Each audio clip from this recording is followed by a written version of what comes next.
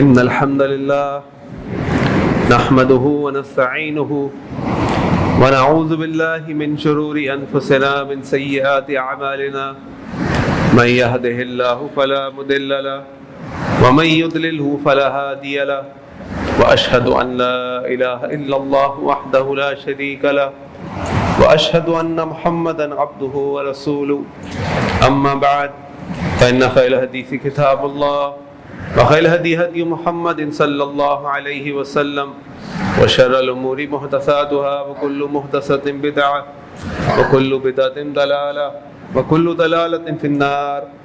وقال الله تعالى يا أيها الذين آمنوا اتقوا الله حق تقاته ولا تموتن إلا وأنتم مسلمون. وقال الله تعالى يا أيها الناس اتقوا ربكم الذي خلقكم من نفس واحدة وخلق منها زوجها بث منهما رجالا كثيرا ونساء واتقوا الله الذي تساءلون به والأرحام إن الله كان عليكم رقيبا. وقال الله تعالى يا أيها الذين آمنوا اتقوا الله وقولوا قولا سديدا يصلح لكم أعمالكم ويغفر لكم ذنوبكم ومن يطع الله ورسوله فقد فاز فوزا عظيما. اللهم صل على محمد وعلى آل محمد كما صليت على إبراهيم وعلى آل إبراهيم إنك حميد مجيد. اللهم بارك على محمد وعلى آل محمد كما باركت على إبراهيم وعلى آل إبراهيم إنك حميد مجيد. قال النبي صلى الله عليه وسلم تركت فيكم أمرين لن تضلوا ما تمسكتم بهما كتاب الله وسنتي رب اشرح لي صدري ويسر لي أمري واحلل عقدة من لساني يفقهوا قولي. سبحانك لا علم لنا إلا ما علمتنا إنك أنت العليم الحكيم. اللهم أرنا الحق حقا وارزقنا اتباعه وأرنا الباطل باطلا وارزقنا اجتنابه آمين يا رب العالمين. خطبہ جمعہ شروع کرنے سے پہلے خطبہ جمعہ کے جو بڑے اہم آداب ہیں ان میں سے ایک بڑا اہم ادب یہ ہے کہ خطیب کے قریب سے قریب ہو کر بیٹھا جائے اور بلا ضرورت کوئی ٹیک نہ لگائیں. تو جو بھی لوگ ٹیک لگائے ہوئے وہ آگے ہو جائیں. ہاں کوئی شخص بیمار ہے, کسی کو کوئی تکلیف ضرورت ہے تو الگ بات ہے, ورنہ آگے کی طرف ہو کے بیٹھیں. باہر گرمی بھی ہے, لوگ کھڑے ہوئے بھی ہیں, تو اگر آپ لوگ بھی آگے ہو جائیں تو اور بھی کچھ لوگ انشاءاللہ اندر ایئر کنڈیشن میں آ جائیں گے اور لوگوں کے لیے راحت ہو جائے گی. اور انشاءاللہ اللہ تعالیٰ ہماری صفوں میں برکت دے, بہت جگہ بن جائے گی انشاءاللہ, بہت جگہ بن جائے گی. تو آگے کی طرف ہوئیے, کمر سے یہ جو دیوار سے ٹیک لگائے ہوئے حضرات آگے ہو جائیں, آگے ہو جائیں. اور جو باہر کچھ حضرات بیٹھے ہیں گرمی میں, اگر وہ اندر آنا چاہیں تو اندر جگہ موجود ہے. یرحمکم اللہ. اللہ تعالیٰ کی کائنات کی طرف جب ہم دیکھتے ہیں تو اللہ تعالیٰ کے بہت بڑے بڑے معجزے ہمیں نظر آتے ہیں. یہ آسمان کا تخلیق کرنا, اتنی بڑی چھت, اور اس چھت ایسی چھت کہ جس پہ کوئی ستون نہیں ہے, جس کے بارے میں تعالیٰ فرماتے ہیں بغیر عمد ترونہا, کوئی ستون تم اس میں دیکھتے نہیں ہو. یہ چھوٹی سی چھت ہے, اس کو بھی کھڑا رکھنے کے لیے دیواروں کے ساتھ پلرز ہیں, ورنہ یہ چھت ہم لمبی سے لمبی کر دیتے, زیادہ سے زیادہ لوگ آئیں. لیکن انسان بے بس ہے, مجبور ہے. اللہ رب العزت خالق کائنات ہیں, علی کل شیء قدیر ہیں. یہ آسمان جیسی چھت بغیر کسی ستون کے ہم کو نظر آتی ہے. یہ اللہ رب العزت کا بہت بڑا معجزہ ہے. پھر اللہ تعالیٰ کے بہت بڑے معجزوں میں سے ایک معجزہ یہ ہے کہ اللہ تعالیٰ نے سورج اور چاند کو تخلیق فرمایا. اتنی بڑی مخلوق, اتنی طاقتور مخلوق, اور وہ اللہ کے حکم کے بغیر ذرا سی ادھر ادھر نہیں ہلتی. اللہ نے اس کو اتنی مناسب جگہ پہ رکھا ہے کہ سائنس یہ بتاتی ہے کہ اگر سورج اپنی جگہ سے ذرا سا بھی آگے ہو جائے تو زمین میں کوئی چیز اگ نہیں سکتی, اتنی شدید گرمی ہو جائے گی. اتنا اللہ نے اس کو کنٹرول کیا ہوا ہے, اور اتنا کنٹرول کیا ہوا ہے کہ آج ہم ہر سال کے 365 دن کا حساب نکال سکتے ہیں کہ کس دن کتنے بجے سورج نکلے گا, سورج غروب ہوگا. ساری چیزیں اللہ تعالیٰ نے اتنے بیلنس اور طریقے سے سیٹ کی ہوئی. اللہ کا بہت بڑا معجزہ ہے. پھر اللہ تعالیٰ کے بڑے بڑے معجزات میں سے اللہ تعالیٰ جو قرآن کریم میں ذکر کرتے ہیں وہ یہ کہ اللہ تعالیٰ نے دنیا کے ایک حصے سے دوسرے حصے میں جائیں مختلف رنگ کے لوگ آپ کو ملتے ہیں، مختلف ساخت کے لوگ آپ کو ملتے ہیں، مختلف چہروں کے نقوش کے لوگ آپ کو ملتے ہیں، مختلف زبانیں بولنے والے لوگ آپ کو ملتے ہیں، اور دنیا میں سب کی زندگی رواں اور دواں ہے۔ یہ اللہ کی بہت بڑے بڑے معجزوں میں سے ایک معجزہ، اس کو اللہ تعالیٰ نے سورہ روم میں ذکر فرمایا، اور انہی معجزات کے ساتھ اللہ تعالیٰ نے ایک اور بہت بڑا معجزہ ذکر فرمایا، اور وہ معجزہ یہ ہے کہ جو اللہ تعالیٰ فرماتے ہیں وَمِنْ آیَاتِهِ، اور میری آیات میں سے ہے، میرے معجزات میں سے ہے، أَنْ خَلَقَ لَكُم مِّنْ أَنفُسِكُمْ أَزْوَاجًا، کہ اللہ تعالیٰ نے تمہارے اندر سے ہی تمہارے لیے جوڑوں کو پیدا کیا، تمہارے جوڑوں کو پیدا کیا، لِتَسْكُنُوا إِلَيْهَا، تاکہ تم سکون حاصل کرو، وَجَعَلَ بَيْنَكُمْ مَوَدَّةً وَرَحْمَةً، اللہ تعالیٰ نے اس رشتے میں، اس جوڑ کے اندر مودت اور رحمت کو پیدا کر دیا، محبت اور رحمت کو پیدا کر دیا۔ إِنَّ فِي ذَلِكَ لَآيَاتٍ لِقَوْمٍ يَتَفَكَّرُونَ، یقیناً اس تخلیق کے اندر جو اللہ تعالیٰ نے انسان سے اس کے جوڑے کو پیدا کیا، اس کے جوڑ کو پیدا کیا، عقل رکھنے والوں کے لیے نشانی ہے۔ اور یہ اللہ تعالیٰ نے ایسے ذکر کیا کہ اللہ تعالیٰ ذکر کرتے ہیں آسمان کا، اللہ تعالیٰ ذکر کرتے ہیں زمین کا، اللہ تعالیٰ ذکر کرتے ہیں چاند کا، سورج کا، انسانوں کی مختلف زبانوں کا، ان کے رنگوں کا، اور اس کے ساتھ اللہ تعالیٰ ذکر کرتے ہیں میری نشانیوں میں سے یہ بھی ایک بہت بڑی نشانی ہے، اور حقیقت میں یہ بہت بڑی نشانی ہے۔ ایک آدمی، ایک انسان، اس کی کسی سے شادی ہوتی ہے، مرد یا عورت، اور کچھ ہی دنوں میں وہ اس کا ایسا دیوانہ کہہ لیجئے، اسیر کہہ لیجئے، محبت کہہ لیجئے کہ وہ دنیا کی ساری چیزوں کو بھول جاتا ہے اس کی محبت میں، چاہے وہ بیوی کی محبت ہو یا شوہر کی محبت ہو۔ یہ اللہ تعالیٰ کی نشانیوں میں سے بہت بڑی نشانی ہے، اور اللہ تعالیٰ اس نشانی کے ساتھ یہ بیان فرما رہے ہیں کہ ہم نے نشانی، یہ اللہ تعالیٰ نے کیوں تخلیق کیا، اس کا مقصد ہے لِتَسْكُنُوا إِلَيْهَا، تاکہ تم سکون حاصل کر سکو۔ اس کا معنی یہ ہے کہ جس طریقے سے اللہ تعالیٰ نے اس کو تخلیق کیا، اور تخلیق کرنے کے بعد قرآن و سنت میں ہمارے لیے اس رشتے کو نبھانے کے لیے جو ہدایات رکھی، جو اصول دیے، جو طریقے بتائے، اگر ان طریقوں پر اس کی روح کے مطابق عمل کیا جائے گا تو اس رشتے میں، اس معجزے میں انسانوں کے لیے سکون ہے۔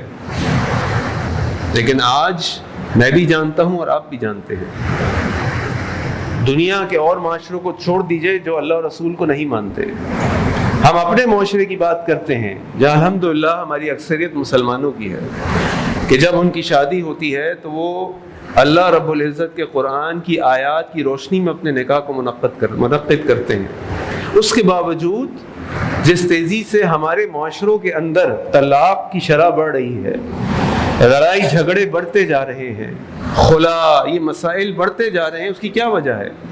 اس کی وجہ یہ نہیں ہے کہ اس معجزے کے اندر اللہ نہ کرے کوئی کمی یا خرابی ہے، اس کی وجہ یہ ہے کہ اس معجزے کو جو اللہ نے پیدا کیا اور اس کا مقصد بتایا، ہم اس معجزے کو اس کے صحیح طریقے کے مطابق استعمال نہیں کر رہے یا اس سے فائدہ نہیں اٹھا رہے، جس کی وجہ سے لِتَسْكُنُوا إِلَيْهَا کی جگہ، یعنی سکون کی جگہ، جھگڑا، فساد اور فتنے پیدا ہو رہے ہیں۔ اس کا مطلب یہ ہے کہ ہمیں اس رشتے کو مضبوط سے مضبوط بنانے کے لیے، اس رشتے کے اندر سکون پیدا کرنے کے لیے، اس رشتے کے اندر محبت کو بڑھانے کے لیے ہمیں قرآن اور سنت سے رہنمائی لینے کی ضرورت ہے، اور قرآن اور سنت الحمدللہ زندگی کے ہر شعبے کے لیے ہمیں ہدایات دیتا ہے، اور یہ تو وہ شعبہ ہے، یہ تو وہ رشتہ ہے، یہ تو وہ معاملہ ہے جس کی بنیاد پر پوری امت کھڑی ہوتی ہے، جس کی بنیاد پر پوری امت کھڑی ہوتی ہے۔ اگر یہ رشتے کے اندر خلل پیدا ہو جائے، جیسے میں نے آپ کے سامنے اپنے آخری خطبے میں رکھا تھا کہ حضرت عمر بن عبدالعزیز رحمہ اللہ، جن کو خلیفہ ہے، جن کو عمر ثانی کہا جاتا ہے، جن کو پانچواں خلفاء راشدین میں سے بھی پانچواں گنا جاتا ہے، وہ کس طریقے سے ان کے ماں باپ کی شادی ہوئی کہ عمر بن خطاب رضی اللہ عنہ نے جب اس گھر کے اندر جھانکا اور آواز سنی کہ وہ ایک لڑکی اپنی ماں سے کہتی ہے، جب ماں اس کو کہتی ہے دودھ میں پانی ملا دو، وہ کہے کہ میں ہی پانی نہیں ملاؤں گی، ماں کہتی ہے خلیفہ کون سا دیکھتا ہے تم کو؟ اس نے کہا خلیفہ نہیں دیکھتا لیکن اللہ تو دیکھتا ہے، اور پھر اپنی بیٹے کی شادی اس بچی سے کی، اور اس بچی اور بیٹے اور اس لڑکی کی نسل میں سے عمر بن عبدالعزیز رحمہ اللہ پیدا ہوئے۔ تو قرآن و حدیث ہمیں بڑے واضح انداز میں بتاتا ہے کہ کیسے اس رشتے کو مضبوط بنایا جا سکتا ہے، کیسے اس رشتے کے اندر سکون اور محبت کو بڑھایا جا سکتا ہے۔ آئیے میں آپ کے سامنے کچھ اصول رکھتا ہوں جو قرآن و سنت ہم کو دیتی ہے۔ سب سے پہلی چیز تو سمجھ لیں کہ اللہ کے نبی صلی اللہ علیہ وسلم فرماتے ہیں اذا تزوج العبد، جب انسان کا نکاح ہو جاتا ہے، اس کی شادی ہو جاتی ہے، فقد استکمل نصف الدین، تو اس نے اپنے آدھے دین کو مکمل کر لیا ہے، یعنی جو نکاح ہے وہ آدھا دین ہے۔ اور آگے اللہ کے نبی صلی اللہ علیہ وسلم فرما رہے ہیں فَلْيَتَّقِ اللَّهَ نِصْفَ الْبَاقِي، تو اس کو چاہیے کہ اپنے بقیہ آخری دین کے بارے میں اللہ سے ڈرے۔ نکاح ہو گیا، اب نکاح کے بعد کے جو معاملات ہیں نا، اس میں اللہ کا تقوی ہمیشہ اپنے سامنے رکھے، اللہ کا خوف رکھے، معاملات وہ کیسے کر رہا ہے۔ اسی طرح اللہ کے نبی صلی اللہ علیہ وسلم فرمایا الدنیا متاع، یہ دنیا زندگی گزارنے کا سامان ہے، وخیر متاعها، اور اس دنیا کا بہترین سامان المرأة الصالحہ، ایک نیک عورت ہے۔ اس کا مطلب یہ ہے کہ جب انسان شادی کرے تو اسے نیک عورت سے شادی کرنی ہے۔ ایک عورت کے پاس مال بھی ہو سکتا ہے، ایک عورت کے بعد خوبصورتی بھی ہو سکتی ہے، ایک عورت کے پاس نسب خاندان برادری بھی ہو سکتی ہے، اور ایک عورت کے پاس دین بھی ہو سکتا ہے۔ اگر آپ کو کسی عورت کے اندر یہ چاروں چیزیں مل جائیں تو نور علی نور، الحمدللہ۔ لیکن اگر آپ کو چاروں چیزوں میں سے ایک کا انتخاب کرنا پڑے تو دین کا انتخاب سب سے پہلے کیا جائے، اور اس طرح انسان اپنے آدھے دین کو بھی مکمل کرتا ہے، اور اس طرح انسان اس دنیا کی بہترین متاع بھی حاصل کرتا ہے۔ کیونکہ آپ بھی ایسے گھر جانتے ہیں، میں بھی ایسے گھر جانتا ہوں کہ ان کے پاس اتنی مال و دولت ہے، اتنا کچھ ہے کہ اگر وہ گننا چاہیں تو پورا گن نہیں سکتے، ان کی 100 نسلیں بھی کھا سکتی ہیں، لیکن رات کو جب اپنے بستر پر لیٹتے ہیں تو ان کو نیند کی گولی کھا کے سونا پڑتا ہے، کیونکہ میاں اور بیوی کے درمیان جھگڑا ہے، گھر میں سکون نہیں ہے۔ کیوں؟ کیونکہ خیر المتاع المرأة الصالحہ، دنیا کا بہترین سامان سب کچھ ہو تمہارے پاس اور یہ نہ ہو تو سکون نہیں ملے گا، اور کچھ نہ ہو اور نیک عورت ہو یا نیک شوہر ہو تو ساری زندگی دنیا کا سکون تمہارے پاس ہوگا، اور تم آرام سے رات کو سو گے، اپنے دن کو اچھے طریقے سے گزارو گے۔ اور یہ بات ہم سب جانتے ہیں جو شادی شدہ ہیں کہ اس رشتے کے اندر سکون اور محبت کی کتنی اہمیت ہے۔ تو اللہ تعالیٰ ہمیں یہ بتاتے ہیں، شریعت ہمیں بتاتی ہے کہ اگر اس رشتے کے اندر محبت پیدا کرنی ہے تو سب سے پہلی چیز تو یہ ہے کہ انسان ایک دوسرے کا مشکور رہے۔ دیکھیے، ہر انسان کی خواہش ہے کہ اس کو اپریشیٹ کیا جائے، اس کی تعریف کی جائے، وہ کوئی کام کرے تو اس کو کہا جائے شکریہ، آپ نے میرے لیے مہربانی کی، احسان کیا، آپ میرے محسن ہیں، میں احسان مند ہوں آپ کا۔ اور یہ آپ کسی کے ساتھ بھی کر لیں۔ اور آپ دیکھیں کہ اللہ کے نبی صلی اللہ علیہ وسلم نے کیا فرمایا، اللہ کے نبی فرمایا من لم یشکر الناس لم یشکر اللہ، جس نے اللہ کے بندوں کا شکر ادا نہیں کیا اس نے اللہ کا شکر ادا نہیں کیا۔ اب آپ ہمیں بتایا ہی جا رہا ہے کہ اگر آپ راستے میں کہیں جا رہے ہیں اور آپ ٹرین میں جا کر بیٹھے یا بس میں جا کر بیٹھے اور آپ کے برابر میں جو شخص ہے اس نے آپ کے لیے تھوڑی سی جگہ بنا دی، تو آپ کا کیا کام ہے؟ آپ کہیں گے بھائی جان جزاک اللہ خیر، بہت شکریہ، اللہ آپ سے خوش ہو جائے، بڑی مہربانی، کہیں گے نا، کہنا بھی چاہیے، اچھے اخلاق بھی ہیں اور یہ دین کی تعلیم بھی ہے۔ کوئی آپ کو پانی لا کر دیتے جزاک اللہ خیر، کوئی آپ کا کام کرتے جزاک اللہ خیر۔ اب آپ سوچئے کہ ایک شوہر بیوی ایک دوسرے کے لیے کیا کچھ نہیں کرتے۔ شوہر دن بھر گھر سے باہر ہوتا ہے، دنیا میں بھاگ دوڑ کرتا ہے تاکہ اپنے بیوی بچوں کے لیے کھانے کا سامان، پہننے کا سامان، گھر کا سامان، ضروریات زندگی کا خرچہ ارینج کر لے۔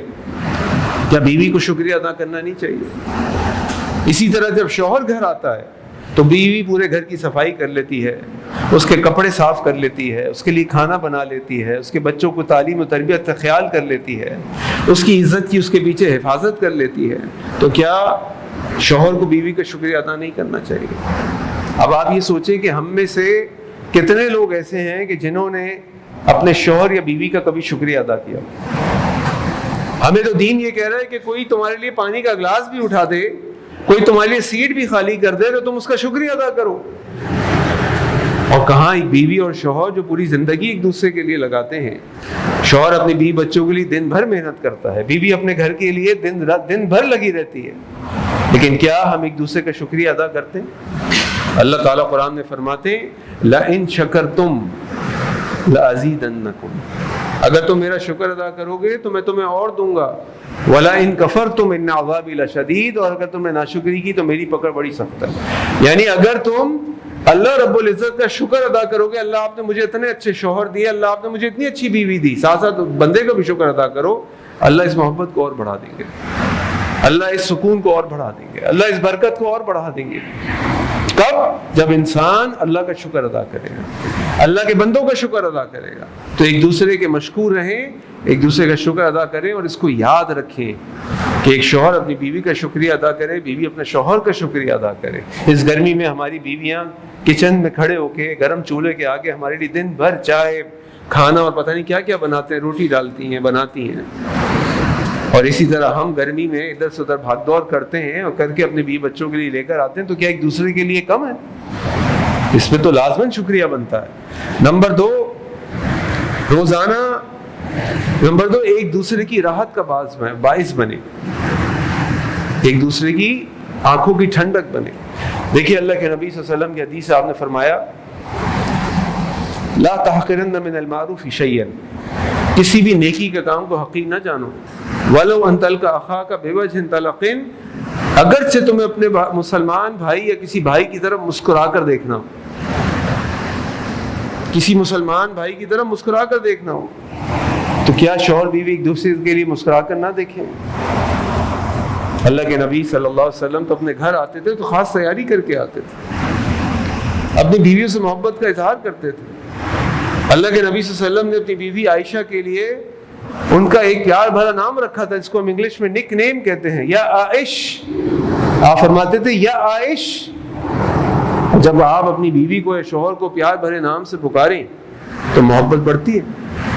اسی طرح ہم کہیں کسی سے ملنے جانا ہو، کسی تقریب میں جانا ہو، کسی شادی میں جانا ہو تو تیار ہوتے ہیں، نئے کپڑے پہنتے ہیں، خوشبو لگاتے ہیں، شیمپو کرتے ہیں، بال بناتے ہیں۔ خواتین ہماری شیشے کے آگے کھڑے ہو کے میک اپ کرتی ہیں، اپنے کپڑوں کا بہت خیال کرتی ہیں، ٹھیک ہے، کوئی حرج نہیں ہے، لیکن اس دنیا میں ایک شوہر اور بیوی کے لیے جو ایک دوسرے کو سر سے لے کے پاؤں تک غور سے دیکھ سکتے ہیں، ان سے زیادہ ایک دوسرے کی خوبصورتی کا حقدار کون ہے؟ اپنے گھروں کے اندر ہم پھٹے ہوئے کپڑے پہنے پھر رہے ہوتے ہیں، بغیر نہائے پھر رہے ہوتے ہیں، خوشبو کے بغیر بیٹھے ہوتے ہیں۔ اسی طرح ہماری خواتین جو ہیں وہ گھر کے باہر جانا ہو تو بہت میک اپ ہوتا ہے، تیاری ہوتی ہے، لیکن جب شوہر کے آنے کا ٹائم ہو یا شوہر گھر کے اندر ہو، اس وقت بھی تو اس کے سامنے خوبصورت بن کر آنا ہے۔ ابن عباس رضی اللہ عنہ کے بارے میں آتے ہیں، فرماتے ہیں کہ جس طرح میں یہ توقع کرتا ہوں کہ میری بیوی میرے لیے تیار ہو کے رہے اور مجھے خوبصورت لگے، اسی طرح میں بھی اپنی بیوی کے لیے خوبصورتی کو اختیار کرتا ہوں تاکہ میں اس کو خوبصورت لگوں۔ تو ایک شوہر اور بیوی اگر ایک دوسرے کے لیے راحت اور خوشی کا باعث بنے، ایک دوسرے کو مسکرا کر دیکھیں، ایک دوسرے کے لیے سامنے خوبصورت بن کر رہیں، ایک دوسرے کے لیے اچھے الفاظ استعمال کریں، ایک دوسرے کو اچھے نام سے پکاریں، تو لازماً یہ محبت بڑھے گی۔ اب یہ ساری باتیں جو میں آپ کے سامنے رکھ رہا ہوں، یہ میں اپنے پاس سے نہیں رکھ رہا، یہ اللہ کے نبی صلی اللہ علیہ وسلم کی سنتیں ہیں۔ اسی لیے تو میں آپ کے سامنے خطبے میں میری عادت ہے، میں یہ حدیث پڑھتا ہوں، ترکت فیکم امرین لن تضلوا ما تمسکتم بہما۔ دو چیزیں اللہ کے نبی نے فرمایا، دو چیزیں میں تمہارے درمیان چھوڑ کر جا رہا ہوں، اگر مضبوطی سے تھام لو گے کبھی گمراہ نہیں ہوگے۔ کتاب اللہ، اللہ کی کتاب، سنتی، میرا طریقہ، اور یہ اللہ کے نبی صلی اللہ علیہ وسلم کا طریقہ تھا۔ تیسری چیز جو ہم اپنی بیوی کے لیے اور شوہر کے لیے کر سکتے ہیں، جس سے ہمارے گھروں کے اندر محبت سکون بڑھ جائے گا، وہ یہ ہے کہ ایک دوسرے کے بہترین دوست بنے۔ جب اللہ کے نبی صلی اللہ علیہ وسلم پر پہلی وحی آئی غار حرا کے اندر، جبریل علیہ السلام آئے، اللہ کے نبی صلی اللہ علیہ وسلم گھبرا گئے، پریشان ہو گئے۔ اس زمانے میں عرب میں اللہ کے نبی صلی اللہ علیہ وسلم کے ابوبکر صدیق دوست تھے پہلے سے، لیکن اللہ کے نبی صلی اللہ علیہ وسلم سب سے پہلے کس کے پاس گئے؟ اما خدیجہ کے پاس گئے، ابوبکر کے پاس نہیں گئے، اپنے چاچا ابو طالب کے پاس نہیں گئے، اپنے چاچا جن سے حمزہ جن سے بہت محبت تھی ان کے پاس نہیں گئے، سب سے پہلے کس کے پاس گئے؟ اپنی بیوی کے پاس گئے، اور بیوی کو جا کے بتایا کہ خدیجہ آج میرے ساتھ یہ ہوا، زمیلونی زمیلونی دسرونی دسرونی، مجھے چادر دو، مجھے گھبراہٹ ہو رہی ہے، خدیجہ مجھے گھبراہٹ ہو رہی ہے۔ اور بیوی بھی کتنی محبت کرنے والی، عزت دینے والی، بیوی نے کیا کہا کہ اللہ ابشر، ہرگز نہیں، خوشخبری ہے آپ کے لیے، واللہ لا یخزیک اللہ ابدا، اے میرے محبوب، اللہ آپ کو اس طرح ضائع نہیں کریں گے۔ کیوں؟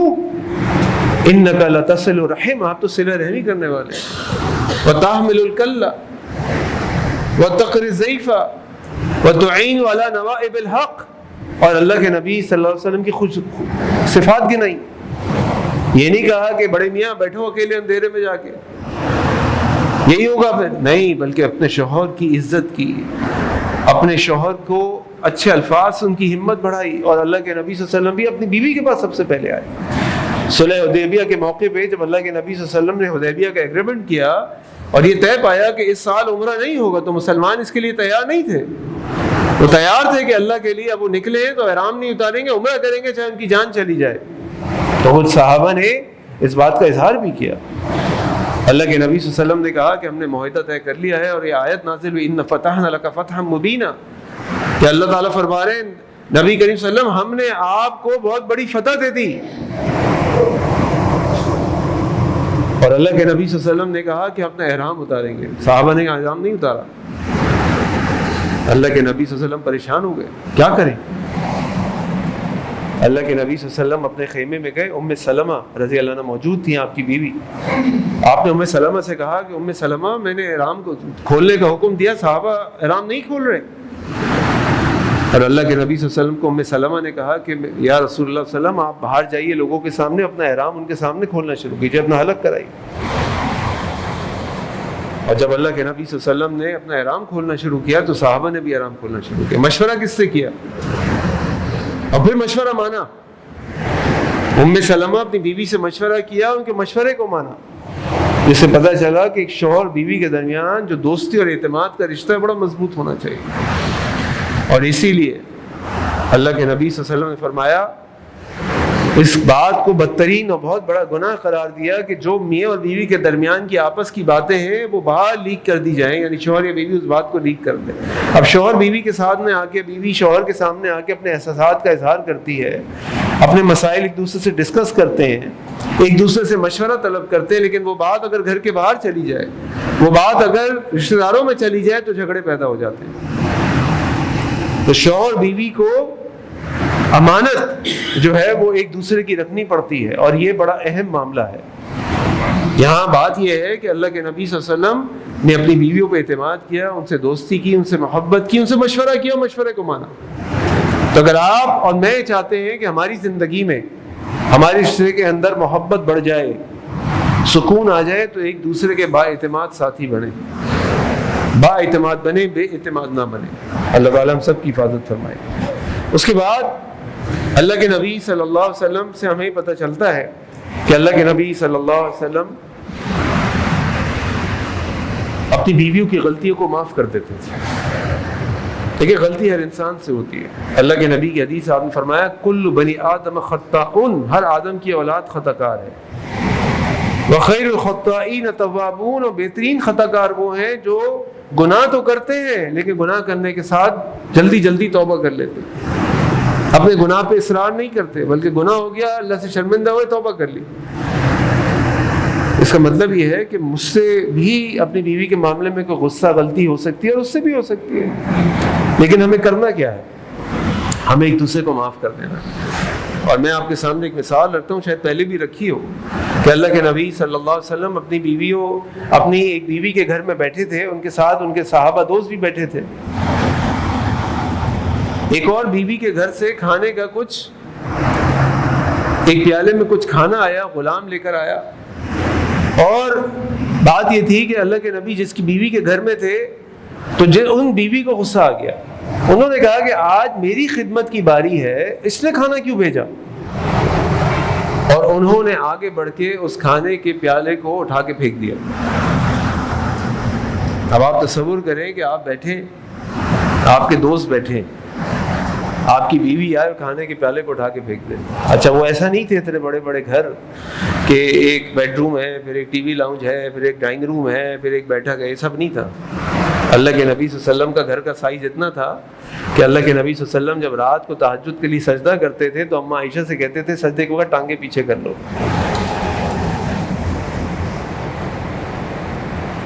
اللہ کے نبی صلی اللہ علیہ وسلم جب یہ منظر دیکھا تو اللہ کے نبی صلی اللہ علیہ وسلم آگے بڑھے، آپ نے کھانے کو سمیٹا اور آپ نے اپنی بیوی سے کہا اناء باناء، برتن کے بدلے برتن بھیج دو. اور صحابہ سے کہا غارت امکم غارت امکم، تمہاری ماں کو غیرت آ گئی، تمہاری ماں کو غیرت آ گئی. اللہ کے نبی صلی اللہ علیہ وسلم کا کیا مقام، کیا عزت ہے ان کی، کیا غیرت ہے ان کی، کیا وقار ہے ان کا. ہم تو سوچ بھی نہیں سکتے خواب میں کہ ان کے پاؤں کی دھول کے برابر کہیں پہنچ سکیں. اس کے باوجود آپ دیکھیے ان کا حلم، ان کی برداشت، ان کی اپنی بیویوں سے محبت، کہ آپ نے کہا اپنی بیوی کو کچھ نہیں کہا، بس یہ کہا اناؤن بنائیں، برتن ٹوٹے نا اس کا برتن پہنچاؤ کیونکہ تم نے اس کے برتن کا نقصان کر دیا. کھانا تو جو گیا وہ گیا، چلو وہ چلا گیا، لیکن اس کا برتن واپس کرو اپنے برتن سے. اور اپنے صحابہ سے کہا غارت امکم غارت امکم، تمہاری ماں کو غیرت آ گئی، تمہاری ماں کو غیرت آ گئی. ہم دوسروں کو معاف کرنے کو تیار ہیں، اپنی بیوی کو معاف نہیں کرتے. ہم اللہ سے معافی طلب کرتے ہیں تو اللہ کے بندوں کو معاف نہیں کریں گے کیا؟ اسی طرح بیوی اپنے شوہر کو معاف نہیں کرے گی. کتنے جھگڑے ہیں، کتنے مسائل ہیں جو میرے پاس آتے ہیں، آپ لوگ بھی سنتے ہوں گے کہ یہ ایک شوہر بیوی کے درمیان جھگڑا اس بات کا چل رہا ہے، معاف کرنے کو تیار نہیں. اور ان کی جو انا ہے، وہ گردن کے اندر جو سریا ہے، وہ اتنا سخت ہو جاتا ہے کہ وہ جھکنے کو اور بینڈ ہونے کو تیار نہیں. اس کی بنیاد پہ اپنے بچوں کی زندگی برباد کر دیتے ہیں، اپنی زندگی برباد کر دیتے ہیں، خاندانوں میں بربادی ہو جاتی ہے. اللہ تعالیٰ ہم سب کے حال پر ہیں. فرمایا یہ اللہ کے نبی صلی اللہ علیہ وسلم کی سنت ہے. خالی سنت نمازوں میں نہیں ہے، خالی سنت روزوں میں نہیں ہے، خالی سنت حج پر نہیں ہے، یہ بھی اللہ کے نبی کی سنت. اس سنت پر کون عمل کرے گا؟ ترکت فیکم امرین لن تضلوا ما تمسکتم بہما کتاب اللہ و سنتی. قال النبی صلی اللہ علیہ وسلم خیرکم خیرکم لأہلی وانا خیرکم لأہلی. تم میں سے بہترین انسان وہ ہے جو اپنے گھر والوں کے ساتھ اچھا ہے، میں اپنے گھر والوں کے ساتھ سب سے اچھا ہوں. ہماری اگر اچھائی کا سرٹیفکیٹ چاہیے تو ہماری بیویوں سے لے لیں، اور بیویوں کے اچھائی کا سرٹیفکیٹ چاہیے تو ان کے شوہروں سے لیں. دنیا سے نہ لیں، بیوی سے لیں. اللہ کے نبی صلی اللہ علیہ وسلم اپنی بیویوں سے اتنی محبت کرتے تھے کہ ان کی پسند اور ناپسند ان کے لیے کتنی اہمیت کی حامل تھی. آپ سے اندازہ لگائیے کہ اللہ کے نبی صلی اللہ علیہ وسلم کی ایک بیوی حضرت زینب رضی اللہ عنہا، ان کے پاس تھوڑا مال تھا، تو جب بھی اللہ کے نبی صلی اللہ علیہ وسلم گھر تشریف لاتے تھے وہ اللہ کے نبی صلی اللہ علیہ وسلم کے لیے شہد پیش کرتی تھی. اللہ کے نبی صلی اللہ علیہ وسلم کو شہد پسند تھا. اس کے بعد جب حفصہ اور عائشہ رضی اللہ عنہما کے گھر جاتے تھے، ان کے پاس مال نہیں تھا، وہ کچھ بھی پیش نہیں کرتی. اب دونوں نے یہ سوچا کہ جب یہ ان کے گھر سے آتے ہیں تو ہمارے پاس تو خدمت کے لیے کچھ بھی نہیں ہے. انہوں نے کہا چلو ایک کام کرتے ہیں، اب جب اللہ کے نبی صلی اللہ علیہ وسلم میرے پاس آئے، تمہارے پاس آئے نا، تو ہم ان سے کہیں گے کہ ہمیں آپ کے پاس سے مغافیر کی بو آ رہی. دونوں نے اللہ کے نبی صلی اللہ علیہ وسلم کو یہی بات کہہ دی.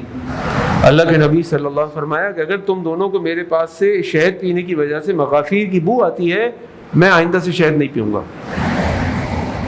ختم شہد. اگر آج میری بیوی مجھ سے کہے کہ آپ یہ جو سوٹ پہنے ہوئے نا مجھے پسند نہیں ہے، یہ جو کلر آپ کپڑا لے کر آئے ہیں مجھے پسند نہیں ہے، یہ جو بٹن آپ نے لگائے مجھے پسند نہیں ہے، تو اللہ کے نبی کی سنت تو یہ ہے کہ اللہ کے نبی کو پہننا چھوڑ دیں. اللہ کے نبی نے کہا میں شہد نہیں پیوں گا. اللہ تعالیٰ نے آسمان سے سورہ تحریم کی پہلی آیت نازل فرمائی. اللہ تعالیٰ نے فرمایا یا ایھا النبی، اے نبی، لما تحرم ما احل اللہ لک، کیا تم اس چیز کو حرام کر دو گے اپنے لیے جو اللہ تعالیٰ نے تم پر حلال کر دی؟ تبتغی مرضات ازواجک، اپنی بیویوں کی خوشی کے لیے. یعنی میں نے تمہارے لیے چیز حلال کی، تم نے اس کو حرام کر دی صرف اس لیے کہ تمہاری بیویاں خوش نہیں ہیں. ایسا نہیں کر سکتے تم. اس کی وجہ یہ ہے کہ اللہ کے نبی صلی اللہ علیہ وسلم اگر اپنے لیے کسی چیز کو حرام کر لیں تو امت کے لیے وہ ایک نمونہ بن جاتی ہے، وہ ایک سنت اور ایک طریقہ بن جاتی ہے، اور شہد کے اندر اللہ نے شفا رکھی ہے. لیکن آج جو غور کرنے کی بات ہے وہ یہ کہ اللہ کے نبی صلی اللہ علیہ وسلم نے اپنی بیویوں کی وجہ سے اس پسندیدہ چیز شہد کو چھوڑنے کو تیار ہو گئے کہ میری بیویوں کو پسند نہیں. اب مجھے بتائیں اس سے بڑھ کر دنیا میں کوئی محبت والا دین ہوگا؟ اس سے بڑھ کر کوئی محبت بانٹنے والا نبی ہوگا؟ یہ ہمارے نبی کا اسوہ ہے. اور بے شمار چیزیں اور ہیں، میرے پاس ابھی وقت نہیں ہے تو میں آپ کے سامنے رکھوں کہ کس طریقے سے اللہ کے نبی صلی اللہ علیہ وسلم اپنی بیویوں سے محبت کرتے تھے، ان کا خیال کرتے تھے، ان کی خدمت کرتے تھے. ان کی کڑوی کسیلی باتوں کو سہتے تھے. ان کے گھر میں بھی سوکنیں تھیں اور بیویاں تھیں, ایک دوسرے کے ساتھ چھیڑ چھاڑ ہوتی تھی, ان کے ساتھ بھی شکوے ہوتے تھے, مال چاہیے مال نہیں ہے, ان کے سامنے بھی کمپٹیشنز ہوتے تھے. لیکن اللہ کے نبی صلی اللہ علیہ وسلم برداشت کرتے تھے, محبت کرتے تھے, معاف کرتے تھے, عزت کرتے تھے, خیال کرتے تھے. کیونکہ اللہ کے نبی صلی اللہ علیہ وسلم کو اللہ نے وحی کی تھی, جو صحیح مسلم میں روایت میں ملتی ہے. اس میں اپنی بات کو ختم کرتا ہوں کہ اللہ کے نبی نے فرمایا صلی اللہ علیہ وسلم, شیطان اپنا تخت سمندر پر سجاتا ہے, اور وہاں پر پھر اس کے بعد چھوٹے چھوٹے شیطان آ کر بتاتے ہیں کہ آج ہم نے یہ کام کیا, یہ کام کیا, یہ کام کیا. ایک شیطان آ کر کہتا ہے کہ آج میں نے ایک شخص کو کسی گناہ پر ڈال دیا. شیطان کہتا ہے بس چھوڑو, کوئی کام نہیں ہے, بس یہ تو ایسی بات ہے. اس کے بعد ایک اور شیطان آ کر کہتا ہے کہ آج میں نے 2 میاں بیوی کے درمیان جھگڑا ڈال دیا. اور شیطان کہتا ہے یہ ہے کام, یہ ہے کام, یہ کیا تو نے کام, شاباش میرے قریب آ جا. اور اپنے قریب لے کے آتا ہے اس کو, کیونکہ اس کو معلوم ہے کہ اگر 2 میاں بیوی کے درمیان جھگڑا ہو گیا, ایک میاں اور بیوی کے درمیان, تو سب سے پہلے تو یہ گھرانہ تباہ ہوگا. جب یہ گھرانہ تباہ ہوگا تو خاندان تباہ ہوگا, خاندان تباہ ہوگا تو برادری تباہ ہوگی, برادری تباہ ہوگی تو معاشرہ تباہ ہوگا, اور معاشرہ تباہ ہوگا تو امت تباہ ہو جائے گی. یہ میاں بیوی کا جو رشتہ ہے نا, یہ اللہ کی نشانیوں میں سے بہت بڑی نشانی ہے. اس رشتے کو ہم نے مضبوط بنانا ہے, اس رشتے کو ہم نے سنت کے طریقے سے لے کر چلنا ہے, قرآن سنت کی روشنی میں. اس میں جھگڑا بھی ہوگا, اس میں لڑائی بھی ہوگی, اس میں محبت بھی ہوگی, اس میں ناراضگی بھی ہوگی, اس میں شکوے بھی ہوں گے, شکایات بھی ہوں گی. لیکن اگر ہم اللہ کے نبی صلی اللہ علیہ وسلم کی ہدایات اور قرآن کی آیات کی روشنی میں اپنی زندگی اس رشتے کو ہینڈل کرنے کی کوشش کریں گے, انشاءاللہ یہ رشتہ ہماری اور ہماری نسلوں کے لیے خیر و برکت کا باعث بن جائے گا. اللہ تعالیٰ سے دعا ہے کہ اللہ تعالیٰ ہم سب کو دین حکیم پر عمل کرنے کی توفیق عطا فرمائے. وآخر دعوانا ان الحمدللہ رب العالمین. الحمدللہ رب العالمین والصلاة والسلام علی سید الانبیاء المرسلین. اما بعد, اللہ کے نبی صلی اللہ علیہ وسلم کے بارے میں اللہ تعالیٰ نے قرآن میں فرمایا, لَقَدْ كَانَ لَكُمْ فِي رَسُولِ اللَّهِ أُسْوَةٌ حَسَنَةٌ, کہ ہم نے یقیناً نبی کریم صلی اللہ علیہ وسلم کی زندگی میں آپ کے لیے ایک رول ماڈل پیش کیا, ایک بہترین نمونہ پیش کیا. تو یاد رکھیں کہ یہ بہترین رول ماڈل صرف عبادات کے لیے نہیں ہے, یہ عبادات کے لیے بھی ہے, لیکن یہ معاملات کے لیے بھی ہے. ہم نے اس کو عبادات تک محدود کر دیا ہے, جس کی وجہ سے ایک بہت نیک آدمی, ایک بڑا دیندار آدمی, ایک بڑا نمازی, روزے اور حاجی قسم کا آدمی, لیکن اس کے گھر کا حال اگر آپ دیکھیں تو اس کے گھر کے اندر فتنہ فساد برپا ہے. اس کے بچے اس سے بات کرنے سے ڈرتے ہیں, اس کی بیوی اس کے خوف میں ہے, ہر وقت کے لڑائی جھگڑے ہیں. کیوں؟ کیونکہ ہم نے اس اسوہ حسنہ کو عبادات کے لیے رکھ دیا اور معاملات کے معاملے میں بھول گئے. یہ اسوہ حسنہ, یہ قرآن و سنت, یہ ہمیں ہماری پوری زندگی کے اندر رہنمائی دیتا ہے. اور ایک مومن جو ہے, اس کے جو معاملات ہیں, اس کا جو کردار ہے, اس کے جو اخلاق ہیں, وہ زندگی کے ہر شعبے سے اس کا اظہار ہوتا ہے.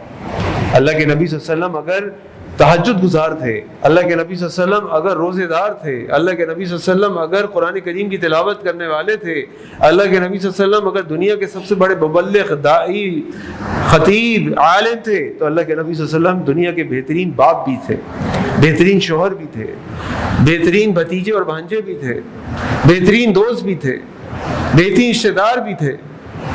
کون سا ایسا رشتہ, تعلق, معاملہ ہے جس میں اللہ کے نبی صلی اللہ علیہ وسلم ایک بہترین لیول پر نہ ہو؟ وَإِنَّكَ لَعَلَىٰ خُلُقٍ عَظِيمٍ. تو اللہ تعالیٰ نے ان کو سرٹیفکیٹ دے دیا قرآن کریم کے اندر, سورۃ القلم کے اندر, کہ آپ اخلاق کے بہترین درجے پر فائز. تو لہذا اللہ کے نبی صلی اللہ علیہ وسلم کی سنتوں کو, قرآن کی آیات کو, اس شریعت کو اپنی زندگی کے تمام شعبوں کے اندر نافذ کرنے کی کوشش کرو. ایسا نہ ہو کہ افتؤمنون ببعض الکتاب وتکفرون ببعض, تم قرآن کے ایک حصے پر تو ایمان لے آتے ہو اور ایک حصے کو چھوڑ دیتے ہو. فما جزاء من يفعل ذلك منكم الا خزي في الحیاۃ الدنیا. اللہ تعالیٰ فرما رہے ہیں جو ایسا کرے گا اس کے لیے دنیا کی زندگی میں ذلت ہوگی, شدید قسم کی. ویوم القیامہ, قیامت والے دن, یردون الی اشد العذاب, وہ شدید ترین عذاب کی طرف لوٹایا جائے گا. اللہ تعالیٰ ہم سب کو اپنے معاملات کو بھی اپنے عبادات کو بھی قرآن و سنت کی روشنی میں پورا اور ادا کرنے کی توفیق عطا فرمائے۔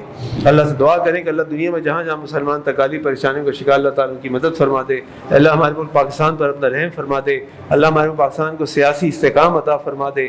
اللہ ہمارے ملک میں جہاں جہاں مسائل ہیں ہمارے حکمرانوں کو اتفاق عطا فرما دے، ان کو اپنے فیصلے قرآن و سنت کے مطابق کرنے کی توفیق عطا فرما دے۔ اے اللہ ہمارے شہر کراچی کی بھی حفاظت فرما دے۔ جس طریقے سے اللہ کراچی کے معاملات چل رہے ہیں، اللہ تعالیٰ ہمارے لیے کوئی نجات کا اور خیر کا راستہ کھول دے۔ اے اللہ ہمیں نیک اولاد بنا دے، نیک اولاد عطا فرما دے۔ اے اللہ ہمارے تمام بیماروں کو شفا کاملہ عاجلہ عطا فرما دے۔ اللہ جو بہنیں بیٹیاں رشتوں کے انتظار میں گھروں میں، اللہ ان کے لیے نیک صالح رشتے بھیج دے۔ اللہ جو بیاہ چکے ہیں، اللہ ان کے گھروں کے اندر خوشیاں عطا فرما دے، سکون عطا فرما دے، محبت عطا فرما دے۔ اے اللہ ہمیں نیک اولاد بنا دے، نیک اولاد عطا فرما دے۔ اے اللہ ہماری مرحومین جو حالت ایمان میں دنیا سے رخصت ہو چکے، اللہ ان کی مغفرت فرما دے۔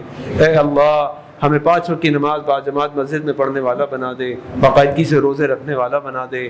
آگے ذوالحجہ کے دن آ رہے ہیں، دنیا کے سال کے بہترین ایام ہیں، ان ایام میں زیادہ سے نیکیاں کرنے کی توفیق اللہ تعالیٰ سے مانگے اور کوشش کریں کہ روزے رکھیں، قرآن کریم کی تلاوت کریں، صدقات کریں۔ راتوں کے اعتبار سے رمضان کی راتیں بہترین راتیں ہیں، شب قدر کی راتیں بہترین راتیں ہیں، دنوں کے اعتبار سے ذوالحجہ کے دن بہترین ایام ہیں، اور ان دنوں کو اس سے بھرپور فائدہ اٹھائیں۔ اللہ سے دعا ہے کہ اللہ تعالیٰ ہم سب کو دین اسلام پر قائم رکھے، ہر قسم کی شرک بدعت ریاکاری سے بچا لے، اللہ تعالیٰ میں توحید کی دولت سے مالا مال فرما دے۔ ان اللہ یأمر بالعدل والإحسان وإیتاء ذی القربى وینہی عن الفحشاء والمنکر والبغی یعظکم لعلکم تذکرون۔ سبحان ربک رب العزة عما یصفون، سلام علی المرسلین والحمد للہ رب العالمین۔